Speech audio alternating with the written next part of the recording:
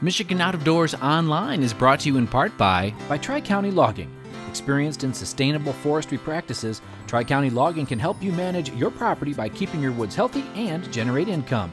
Serving southern and mid-Michigan for nearly 50 years, TriCountyLogging.com. Hi everyone, welcome to Michigan Out of Doors. I'm Jenny Silik, and we've got an exciting show in store for you this week.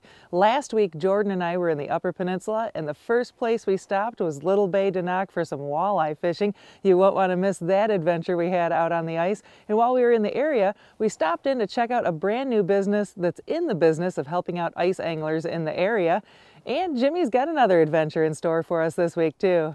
Well, Jenny, I am pretty excited to see your story from the Upper Peninsula. It sounds like you guys had a lot of fun up there. And while they were up doing that, I stayed over here in West Michigan and learned what goes into making custom ice fishing rods. Really a kind of a cool story. You won't want to miss that.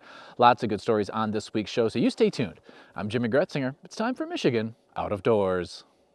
From the first spring rains to the soft summer breeze, dancing on the pine forest floor, the autumn colors catch your eyes. Here come the crystal winter skies. It's Michigan, Michigan out of doors. What a beautiful day in the woods. Someday our children all will see this is their finest legacy, the wonder and the love of Michigan. As the wind comes whispering through the trees, the sweet smell of nature's in the air. From the Great Lakes to the quiet stream, shining like a sportsman's dream, it's a love of Michigan we all share. Michigan Out of Doors is presented by Country Smokehouse, a sportsman's meat processor and Michigan destination since 1988. Offers a variety of homemade smoked meats and Michigan-made products in-store and online. The Country Smokehouse features an outdoor barbecue and bar. Details at countrysmokehouse.com. By RBM Jigs, a Michigan-based company serving ice fishing anglers around the state and throughout the country. Specializing in ice fishing gear, RBM Jigs manufactures tungsten jigs, soft plastics, and much more. Online at lakeeffectlures.com. By Polar Craft Boats, offering riveted and welded boats for the outdoor enthusiast. Whether you're targeting fish or waterfowl, Polar Craft Boats have several models to choose from that keep you high and dry. For more information, polarcraft.com. By AnglerQuest Pontoons. AnglerQuest is a Michigan-based company building boats designed for comfort and fishing functionality. For more information, anglerquestpontoons.com.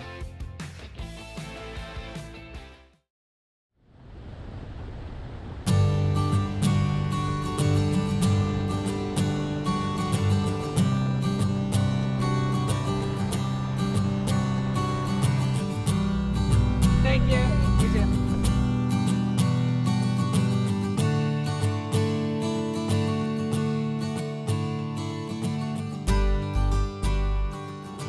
Well, we are officially above the bridge. We are in the Upper Peninsula up here in God's country. It's so gorgeous. We've got a perfect day to travel, and Jordan and I, we were just talking about it. It's been a long time since we've been up here to do any sort of stories in the heart of the UP. So on this trip, we're going to hit a bunch of different places and try to bring you as many stories as we possibly can in 5 days' time. And we're just getting started.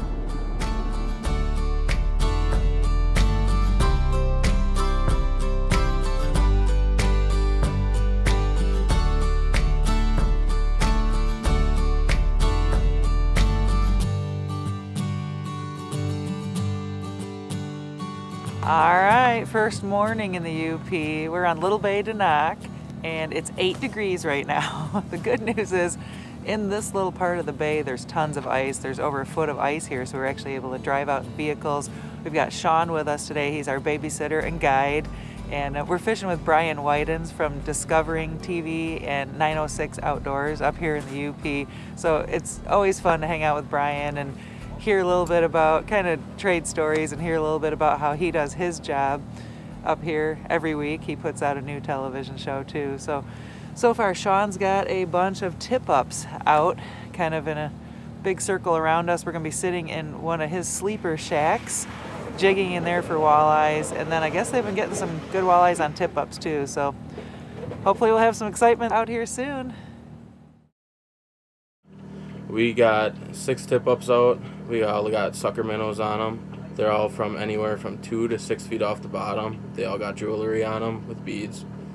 And in the shack, we are jigging 2 rods, 2 locators, and we're jigging slab wraps and rapalas. We've been running sleeper shacks for 4 years out here now. This is our 4th year, and I've been out here for 10 years, and my dad's been out here for 20 plus. Well, Sean's got us set up in what can only be described as a dream ice fishing situation. We're in this sleeper shanty, and it's so cushy in here. It doesn't even seem right. It's 8 degrees outside, beautiful out there, but pretty darn chilly. And we're just in here, I'm sitting on the couch, just jigging, you know, looking for some walleyes. We got a fish! It doesn't feel that big yet. That's what we were playing with down there. It's a baby walleye, isn't it? Almost look like a perch. Holy moly. I like to think it takes some skill to hook them this small. Not quite what we were looking for, but cute little walleye, right? That's what we were messing with down there, but that was fun. Yeah, they'll get bigger. All right. Well, even though the walleye bite was pretty slow this morning, we were having a great time in this Uber fishing shack. Sean says this time of year, he catches the majority of his fish on tip-ups and showed us his strategy for setting them up.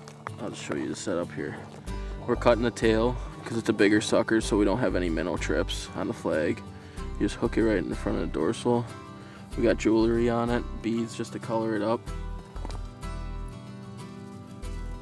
Then this tip-up is 4 feet off the bottom. And then we have a blue button there, and it marks our depth. Are they all set up this way, or like? Yeah. Do you get a walleye on that setup? Yeah. Okay.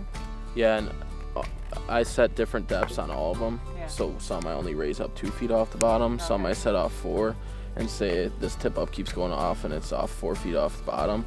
The first is a fluke, second's a pattern. So you raise them all up to 4 feet. Okay. After a few hours of jigging and a couple of tip-up alarms where the bait was gone but no fish on the lines, we finally had a flag go up, and this time looked more promising. The reel was still spinning when we got there. What do you think it is? Hoping for a walleye. We'll take a pike, right? Take anything. She spooled it. Woo! Yeah, there's a lot of line out there. Okay, there's the button. Okay. You just gotta tire it out. So we're running 12-pound fluorocarbon. So you don't want to break that leader because they got big teeth. Well, this is exciting. Oh yeah, big walleye. Oh, decent one. Ooh, beautiful. Sean, There you go. that's gorgeous. Look at the color on that. Nice dark one, hey? Yeah. Sweet. Awesome. Beautiful. Thanks. We waited a little while for them. Maybe they're starting to turn on. This is always fun to do this. That was fun fighting a walleye on a tip-up line. It's a lot different than with a rod for sure. Got to have a little bit more finesse, I think.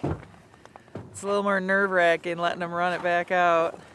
But gorgeous. Little Bay Denock walleye. Even though the fishing was slow, Little Bay Denock didn't disappoint. We were treated to a stunning sunrise on the ice in the Upper Peninsula, spent the morning with an old friend, and met some new friends. It's no wonder ice anglers are drawn to this amazing body of water from near and far. After we wrapped up with Brian and Sean, I headed down the road to the town of Kipling and met a couple who is passionate about ice fishing here. Paul and Lacey Bladorn came from northern Wisconsin to open a brand new bait and tackle store here that focuses exclusively on hardwater fishing. So we purchased this building in September 30th, and we opened up on January 1st, so just a little over a month. We have fishing gear and all the supplies you'll need to go out on Little Bay to Knock and all the surrounding areas. So shanties, electronics, tip-ups, propane, jigging rods, lures, and we have all the bait you'll need. Even though they're Wisconsin natives, the Bladehorns are no strangers to Little Bay to Knock and the amazing fishery here. For 25 years, we spent a lot of time on the bay. We love the area, we love the people, and we love ice fishing. It's a terrible habit that we have. So we spent 6 weeks out on the bay last year, the 2020 fishing season, with our 2 yellow labs, and we had trouble finding bait. So we decided to change that. And in March of last year, when our season was done with ice fishing, we put into works purchasing this building and this property, and then we got it closed by September 30th. Paul's nickname is Blade, the namesake of the store. He works hard to keep everyone informed and safe on the ice. Blade works on a ice fishing and a ice conditions report every day. We try to keep people comfortable and safe out there at all times. We let them know if we're running low on bait, which was the case on Monday. And we tell them what's going out on the bay. Like yesterday, there was an accident out there on the upper part of the bay where someone went in. So we let them know if any of that's going on. He reports daily on all of that, and we also put it on our Facebook page. He also has all the information about our rental shacks out there, so if you have any questions about that, you can go out there and check out all the information and all the pricing on all of those things too, and all the pictures. My husband Blade runs that part of our business, but he outfits for people when they're coming out of town or just want to take their grandkids out on the ice for the day. There's 2 shacks that we have this year. We're hoping to get more next year. They are a 16-footer and a 21-foot drop-down trailer shack that you can sleep in overnight. They have bunks and carpeting, and they're super comfortable. We have diesel heaters, so it's like you're jigging in a house. So when we pulled up in order to get the shack to get down on the ice and to be able to fish level with the ice, we have a cranking mechanism that we drop down. To lower the fishing shack onto the ice, it's just a simple matter of cranking down the trailer tongue and both wheels. To change fishing locations, it's quick and easy to reverse the process and tow the shack to another spot. Once the trailer is down on the ice and a few holes are augered, it's ready to go and the fishing can commence. This is a 16-foot model, and we have forced air heat, so the air blows into the shack and it eliminates the risk of carbon monoxide, not being out on the ice for 3 days and getting a headache, and we don't have all the condensation that we typically get with a non-vented heater. Okay. All the windows in the shack come down, so you can see out. The whole shack drops right down on the ice. This one's 16 feet, and the other one's 21 feet long. So the other one's way more spacious, and we have a lot more headroom because it's 1.5 feet higher than this one. So you can stay from a day to 3, 4, 5 days. You could stay a month if you wanted. We have lithium 12-volt batteries that last a long time. We don't have to charge them very often. And heat that's forced air diesel heat, so we just keep adding fuel and keep those going. It's pretty comfortable no matter what the elements. It can really take the wind. You really don't know a lot's going on out there until you step out the back door. Yeah. What do people bring to hang out here? Yeah, what they bring is we outfit the shack with heat, bunks, and LED lighting, and the rest is just like you're going camping. You bring your sleeping bag, your bedding, pillow, any kind of cooking utensils, your food, maybe a little bit of a grill or small camp stove, that type of thing, and then all your ice fishing gear, which for a lot of people is a lot of stuff. So we pile all that in these shacks and haul the people and their gear right out on the ice anywhere on the bay that they want, as long as it's a spot where there's safe ice, we can get them there. So we're not really guides, we're more outfitters, and we've always thought that if we can make people comfortable on the ice longer, that'll increase their odds to getting fish. Ice fishing is such a great activity to be outside and enjoy with people, and you can still be socially distant enough. So we thought we'd like to help people out in that aspect and get them more gear and supplies to get out there and enjoy the ice. That's what it's all about for sure. Special thanks to Blade and Lacey for sharing their ice fishing passion and encouraging folks to take part in this wonderful blessing we call Michigan's out of doors. Well, it looks like Jenny and Jordan had a lot of fun up there in the Upper Peninsula. We have some more Upper Peninsula stories coming over the next few weeks. What we're going to do right now is learn what goes into making custom ice fishing rods. I really had no idea just the different kinds that were out there and how popular these kind of rods are quickly becoming.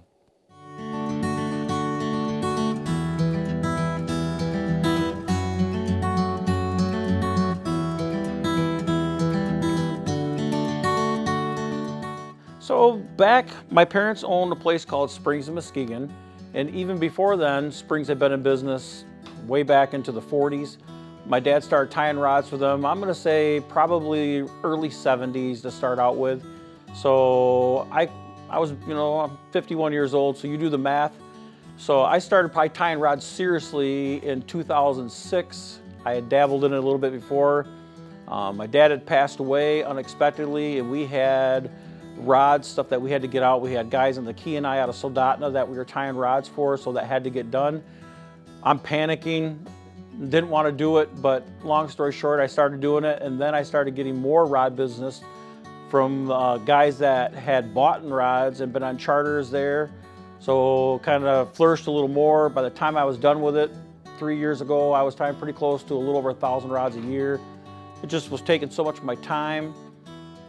I got Robert over there. It was a godsend. He does better work than I ever did, and he's helped me out immensely, and I've been able to focus on my business a little more then, so everything's worked out great. So we start with the handles first. We glue individual rings on. You can do 1/4-inch accents. There's many different ways you can do that. Different styles, different patterns. They start with 1/4. We got on this particular handle, we have 1/4-inch rings into 1/2-inch standard cork rings. So what we're going to do is we're going to sand that down to the customer the way he wants it. And it's usually generally going to have a taper and then go to a higher taper in the front, and that's the start of the custom rod. So after we do the grip, then we put it on the rod. We glue it to where we need it. Winding checks are added for decoration. You can do aluminum winding checks, you can do rubber winding checks, and then you'll start the thread work on it. There's different series of rod blanks. There's Walleye series, perch bluegill, there's dead sticks. There's all kinds of different ways you can go about having a custom rod built. This would be more intended for your perch, crappie, and bluegills. Good all-around panfish rod. Like I said, it is takes away the use, so you don't have to use a spring bobber with it. What really makes these custom rods stand out is the string work. Whatever color and scheme you can imagine, these guys can do. It was cool to hear how Rob decides where the guides should go. So this is dependent on the rod itself. Like I said, we were talking about the spine of the rod. And I don't ever just throw guides on a rod. I let the rod kind of tell me where the line wants to go, so that's where we'll put the guides in that transition. You want nice, even line throughout the whole rod, and you don't want flat spots as you go down. So it's called static guide placement. It's pretty cool to see this kind of work up close and personal, and see just how much time goes into each eyelet on the rod. Till you get right about there, and now I like to do, there's 2 different methods to this. This is the method I like to do, so I'll just go 2, 3, 4, 5, and what this does when you apply finish kind of helps lock it in so your guide ain't susceptible to falling out or pulling out of the thread. There's been some rods or sometimes that'll happen. So then once again, just pull till it's just barely in there. Make sure you pack everything tight, give her a little pull, make sure she's tight.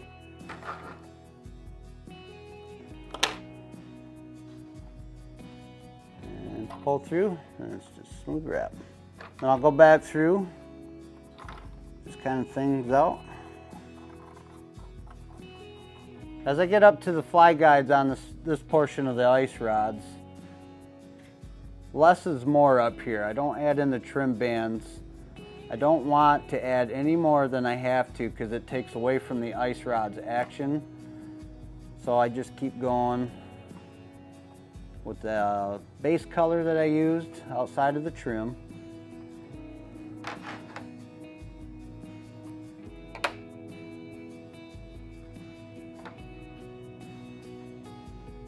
Now a good prep foot, it's hard to get a good pack on these little guys. That's where that guide prep came in and help you get these down so you ain't got your guide showing through your thread work. And then here at the dental band, you can see it held tight, everything, the guide don't move. And they're pretty easy to trim. Real placement on here, you just want to line her up. You know, you can use rubber O-rings. Myself, I know it takes away from the cork, but I tape mine on. But a lot of guys use the rubber O-rings, which are fine too, to the thing. And you're just lining it up, you know, making sure you're lined up with your guides. Me as the builder, I've already made sure that you're following the curve of the rod blank, so. Once all the guides are set, some finish is applied to hold everything in place. And once that is dried, the rod is ready for the ice. And you want nice, seamless transitions from the cork to the winding chuck to the thread work. So I just barely get it on the chuck there, just enough to make sure it's covered up and good. With a steady hand, you can get a nice, crisp, clean edge.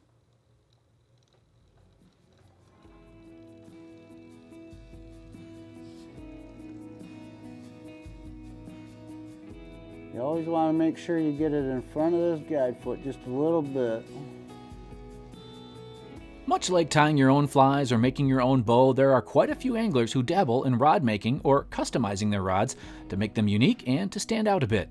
If you want something like that but maybe don't have the time or the setup to do it, well, a custom rod builder would love to help you out. Mitch and his crew have been doing it for years, and there are folks around the state doing the same thing.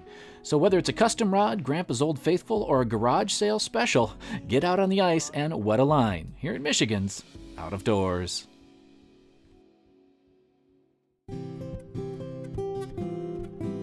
Well, everybody, we are here once again at Antlers Fireside Grill, Canadian Lakes, Jim Wood. And Jim, we got a easy summertime recipe for, you said, pretty much any kind of fish. Any fish. And today we're using walleye. Yep. And what are we gonna do? Let's get this thing started. So this is kind of a spin on a southern way of cooking fish, which they'll basically put it on a grill and they won't flip it.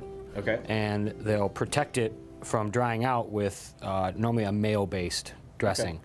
Okay. Sometimes just straight mayo, but we're gonna make kind of like a ginger mayo to put on it. Okay, and this is cedar? Cedar? Yep, okay. This is cedar plank. Now, if you've got a pellet grill, you could do it without that, like a pellet smoker. If you have a regular grill and you don't want to use that, just make sure you keep the skin on, because the skin will actually protect it from burning, and you just one side. So perfect. Well, let's make. What are we going to make here?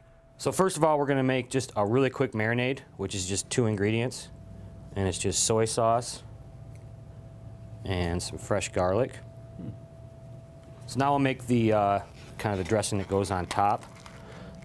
And this is gonna... this is regular mayonnaise? This is regular mayonnaise, and what this is gonna do, it's A, almost create a sauce for the fish, and B, help it from not drying out. And how long does something like this need to cook on the smoker or on the grill? I mean, it all depends. If you don't want a lot of smoke and you're cooking at a high temperature, it only takes a couple minutes. Okay. If you're gonna get a lot of that smoke, which you want 185 degrees or whatever for that, it's gonna take a little while. Yeah. Okay. So I have a little bit of mayo, just a hint of fresh orange juice. And when you're cooking a thinner piece of fish like this, are you monitoring the inside of it to know when it's done, or is it just kind of a feel thing, or? I mean, with walleye, I think part of the reason people like it so much is it flakes. Okay. And if it's flaking, it's done. Okay. Walleye is fresh walleye is one of those things where you got to be a really bad cook to overcook it. Or you just got to forget about it. Well, yeah, there you go. So now we've got some green onion, a little bit of fresh dill,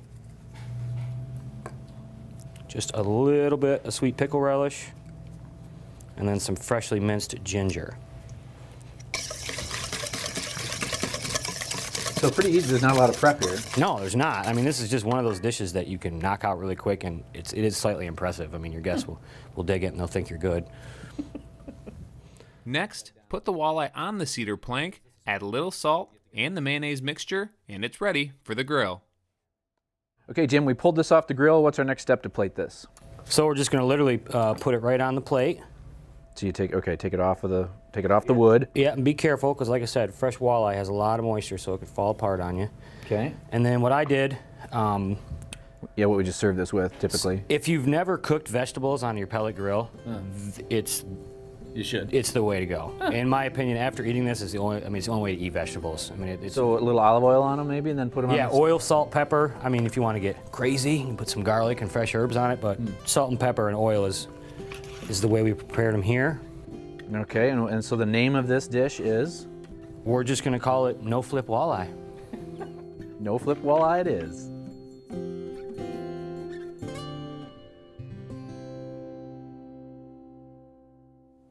Thanks for joining us this week for Michigan Out of Doors. Make sure you stay tuned. In upcoming weeks, we'll have more of those Upper Peninsula adventures for you from last week's trip. We'll also check in with some different ice fishing happening around the state, a couple of tournaments. We'll check out some more small game hunting, all sorts of wintertime fun still headed your way. If you'd like to see where we are and where we're headed next, you can always check us out online. Well, Jenny, online, that is a great way to kind of keep tabs on us. You can do that through our social media platforms as well as our website. Full episodes of the show there every week. Make sure you are joining us over the next couple of weeks. Lots of brand new stuff, some more stuff from the Upper Peninsula, and a lot of good ice fishing happening all around the state of Michigan. Get out and enjoy it. And if we don't see you in the woods or on the water, hopefully we'll see you right back here next week on your PBS station. Michigan Out of Doors is presented by. Do you dream of somewhere bigger than your backyard? You can get there with Greenstone.